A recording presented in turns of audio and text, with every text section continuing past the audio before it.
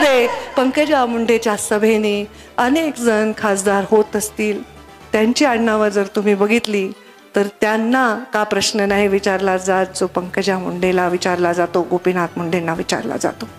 माझ्या जिल्ह्याची माती जेव्हा मी डोक्याला लावते त्या मातीच्या प्रत्येक कणात अनेक धर्मानी जातीचे लोक असतात, पण जेव्हा निवडणूक येते तेव्हा सारखं मला का वाटतं की माझ्या जातीवर बोट ठेवलं जाते, माझ्या कामातीवर नाही ठेवलं जातं, माझ्या काम करण्याच्या नीतीवर बोट ठेवलं जात नाही असं मला का वाटावं. या सगळ्यांना पुन्हा निवडणुका लढायच्या आहेत. आपल्या प्रत्येकाला गावात जायचंय, लोकशाहीने निर्णय घ्यायचा आहे. मी बघा माझं राजकारण इथे सगळ्या समाजाचे बांधव आहेत. माझ्या राजकारणात मी कधी अभद्र भाषा बोलली नाही, कधी जातीभेद केला नाही. आष्टी मतदारसंघामध्ये मागच्या वेळी दसांना दोंडे साहेब आम्ही प्रचार करत होतो तेव्हा प्रत्येक गावात मी लोकांना उभं केलंय. सांगा बरं तुमच्या गावात किती समाज आहे, कोणते समाज आहेत, सांगा बरं पंकजा मुंडेला किती मतं मिळलेत. मायनस मध्ये असणाऱ्या गावांना सुद्धा करोडो रुपयाचा मी निधी दिलाय.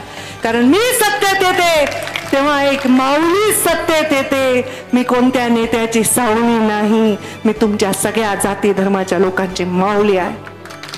आणि म्हणून मी तुम्हाला हक्काने मतदान मागणार आहे. आणि निर्णय आहेच, लोकांवर अन्याय झालाच आहे, लोकांच्या मागण्या योग्यच आहेत. मराठा बांधवांचा आक्रोश 100% योग्य आहे आणि त्याच्याबद्दल माझी भूमिका, माझ्या गोपीनाथ मुंडे माझा नेता, माझा पिता, माझा देवता, त्यांनी भगवान गजानन सांगितली होती की मराठा समाजाला आरक्षण दिलं नाही आतापर्यंत कोणी, गोपीनाथ मुंडे सत्तेत आल्यावर ते दिल्याशिवाय राहणार नाही. कदाचित कदाचित कदाचित हा शब्द माझ्या माध्यमातून पूर्ण होणार असेल. बांधवांनो, कुठल्याही अपप्रचाराला बळी पडू नका.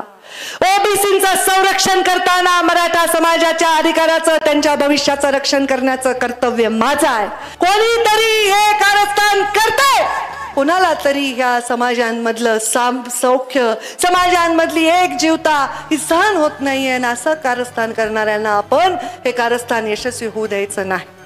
मी सगळ्यांच्या दुःखात सहभागी आहे. मी ओबीसींच्या संरक्षणाबरोबर मनोज जरांगे पाटलांच्या आंदोलनाचा आदर करते. सन्मान करून, प्रत्येकाला सन्मानाने बोलून, सन्मानाची भाषा करून जे मागेल ते सन्मानाने देण्याचं माझं कर्तव्य मी पार पाडीन. हा शब्द मी तुम्हाला छत्रपती शिवरायांच्या या महाराष्ट्रामध्ये माझ्या वडील गोपीनाथ मुंडेची शपथ घेऊन देते. मला एवढंच म्हणायचंय, गावागावात काही पोरं बिचारे थांबलेत, तुम्हाला अडवायलेत, प्रेमाने बोला.